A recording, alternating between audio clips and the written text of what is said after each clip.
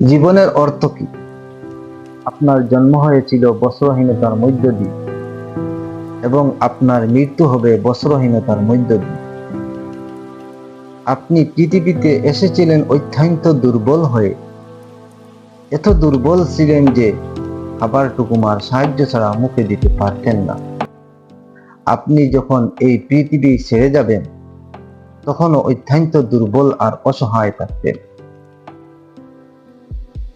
তখন আপনার কাফনের কাপড়টুকু আপনি নিজে পরতে পারবেন না, আরেকজন আপনাকে তা পরিয়ে দিবে। যখন আপনি এই পৃথিবীতে এসেছিলেন তখন আপনার অর্থ সম্পদ কিছুই ছিল না।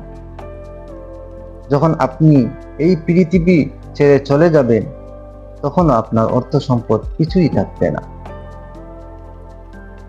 আপনাকে প্রথম গোসল